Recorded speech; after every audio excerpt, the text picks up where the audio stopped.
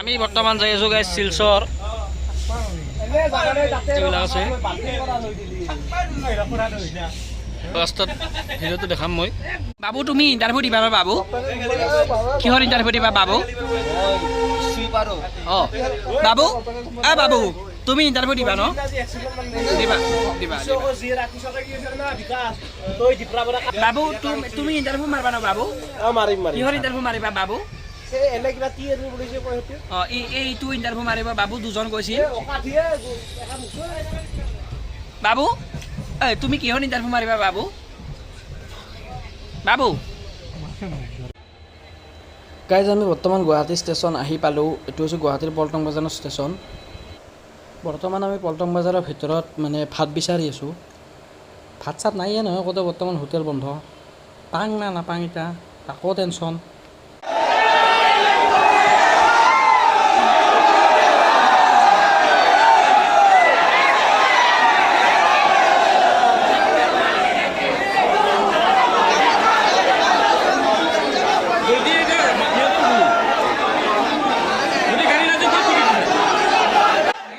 Guys এইমাত্ৰ গম পালোঁ শিলচৰ যোৱা ট্ৰেইনখন বোলে কেঞ্চেল হ'ল।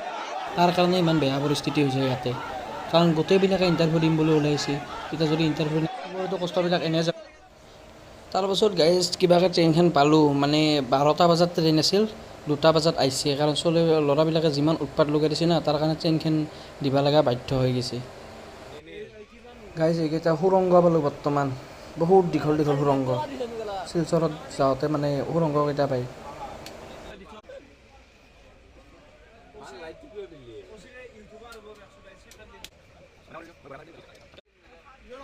এই হৈছে নেচাৰেল ভিউ।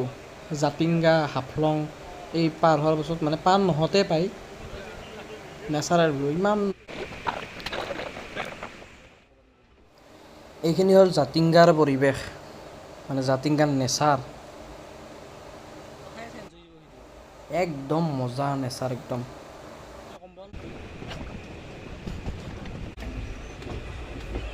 এবাৰ পিকনিক খাবা এতিয়া ভাল হ'ব, বিউটিফুল প্লেচ দেখোন। এই পাহাৰবিলাক আকৌ গাইজ ইমান চাউৰা চাউৰা, মানে ওখ ওখ পাহাৰ ইমান। আৰু ইয়াতে তামোলৰ বাগান বহুত আছে, চবফালে খালে তামোলৰ বাগানে।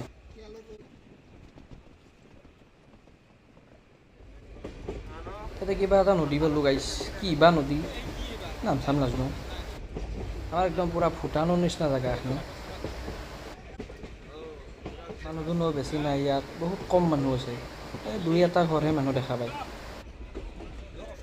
এইটো এটা কিবা নদী, কি বা ভাল লাগছে গাইজ, ধুনীয়া নদীটো।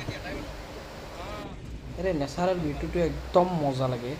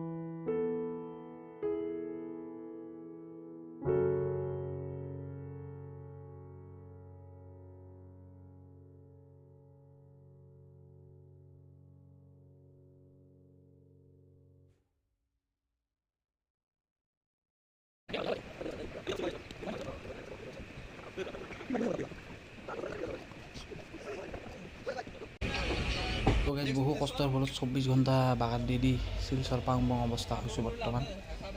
গোটেই কথাৰে গাইজ ফূৰ্তি লাগি আছে।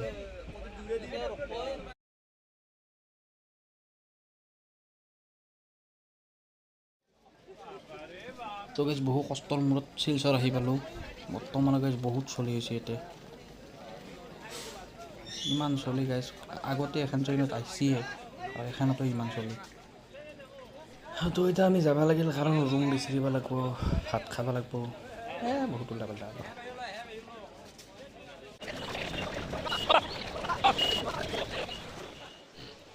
ৰাতি বাগাৰ চাগাৰ দিলোঁ, আহি এতিয়া পুৱা দেখিলোঁ যি বম লাইন হৈ আছে মোটামুটি 2 কিলোমিটাৰ। কালি ৰাতিৰ পৰা প্ৰায়ভাগে লাইন বতি আছে, আৰু কালি ৰাতিৰ পৰা লাইনত থাকিও এতেই আছে বৰ্তমান। ভিৰ যিমান এক্সপেক্ট কৰিছিলোঁ তাতকৈ বহুত বেছি চলি হৈছে।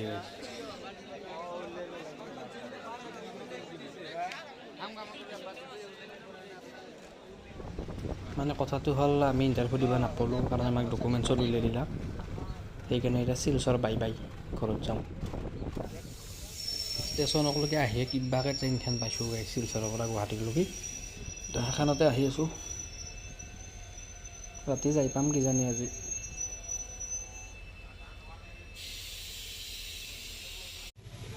এতিয়া কথাটো হ'ল কি, আমি ইণ্টাৰভিউ দিব নাপালোঁ এটাইও, কাৰণ আমাৰ ডকুমেণ্টছত অলপ প্ৰব্লেম আছিল, মানে ডকুমেণ্টছ নিয়া নাছিলোঁ। সেইকাৰণে এতিয়া জেগাখিনি চায়ে ঘৰত গুচি যাম।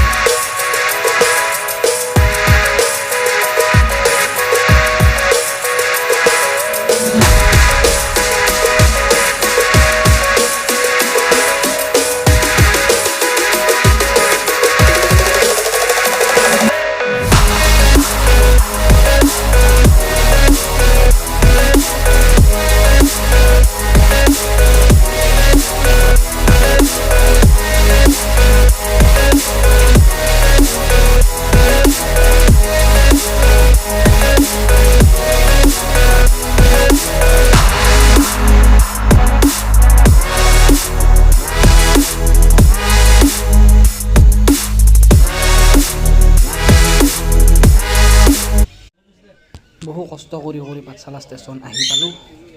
তো আজিৰ ভিডিঅ'টো ইমানলৈকে।